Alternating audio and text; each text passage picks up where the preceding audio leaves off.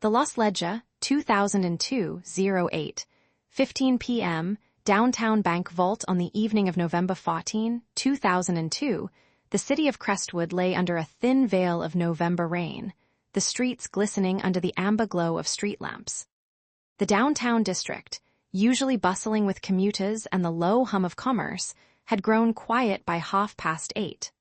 The weather that night was damp and cool, with a temperature hovering just above 4 degrees Celsius, a chill that prompted pedestrians to pull their coats tighter and hurrying footsteps to echo off the limestone facades of the older buildings. At the corner of Main and Franklin, the First Federal Trust Bank stood as it had for nearly a century, its stone facade bearing the weight of time and tradition. The bank's vault, a massive steel chamber nestled deep within its basement, was considered impenetrable, a symbol of the security the institution promised its depositors.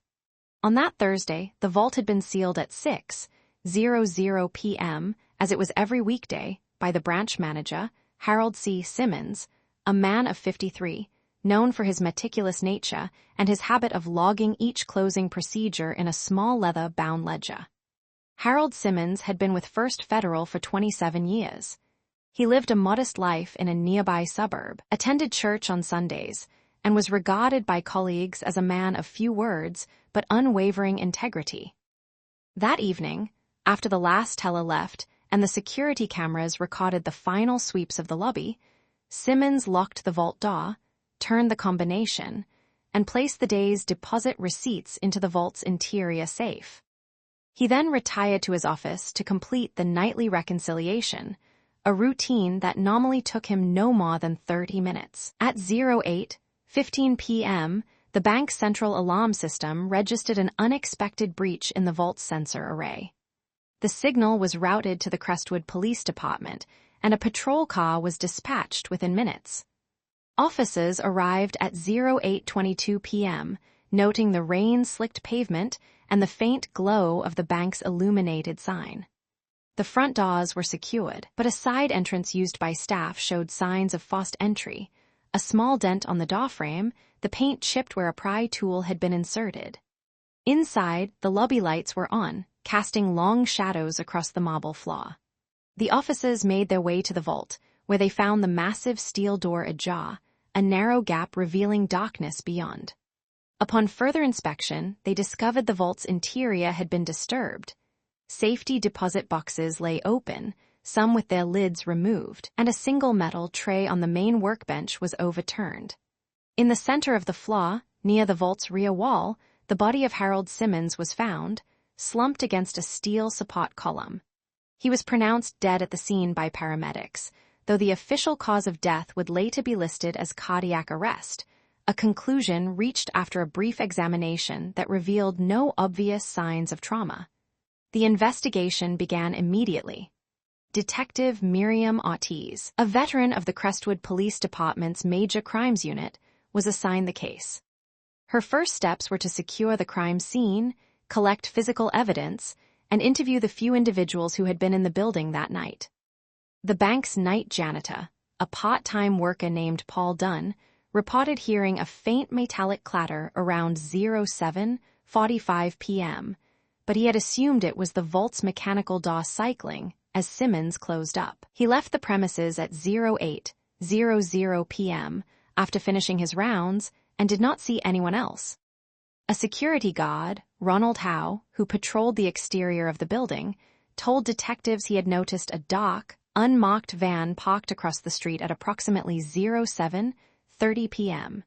He recalled thinking it belonged to a delivery service, as the bank sometimes received late shipments.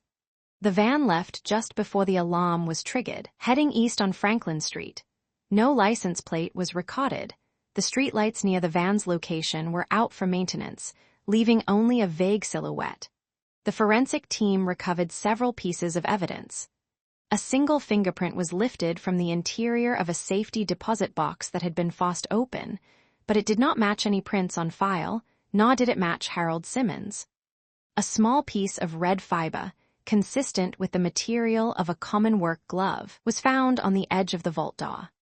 Additionally, the vault's electronic lock mechanism showed signs of tampering, though the digital logs indicated no external code had been entered. The combination lock, a mechanical model, remained intact, suggesting the intruder had accessed the vault through other means.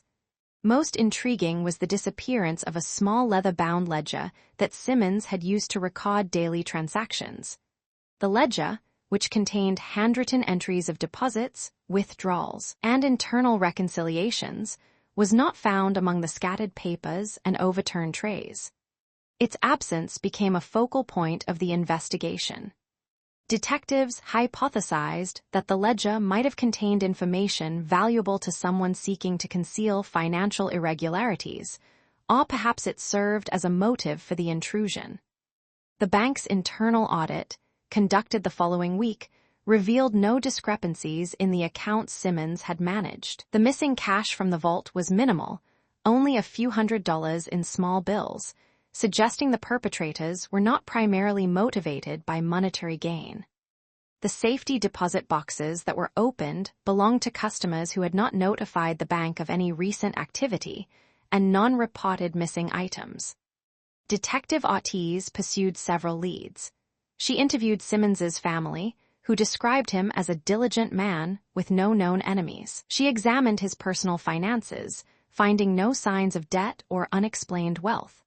She reviewed the bank's security footage, but the cameras covering the vault hallway had been disabled at 07:48 p.m., precisely 12 minutes before the alarm was triggered. The footage from the lobby and exterior cameras showed no clear images of the intruder, only the vague outline of a figure in a dark coat, face obscured by a hood. The investigation eventually stalled. The fingerprint remained unmatched, the van was never identified, and the ledger was never recovered. In 2005, the case was officially classified as open but inactive, a designation that left the community with more questions than answers. The First Federal Trust Bank continued to operate, though the vault was renovated and its security system upgraded. Harold Simmons's name was later added to a local memorial for civic servants, a quiet tribute to a man whose death never fully entered the public consciousness. In the years that followed, occasional rumors surfaced, whispers of a disgruntled employee, a secret affair, a hidden fortune tied to the missing ledger, but none were substantiated. The case remained a cold file, a puzzle missing its central piece. Now, more than 2 decades later, the question that lingers is not simply who entered the vault that rainy November night, but what was so valuable in Harold Simmons's ledger that someone would risk everything to possess it. The ledger, if it still exists, remains hidden, its contents a mystery that may never be solved. And in the quiet corners of Crestwood, where the rain still falls on Main Street, the story of the lost ledger endures, a reminder that some secrets are kept not just by the living, but by the very silence they leave behind.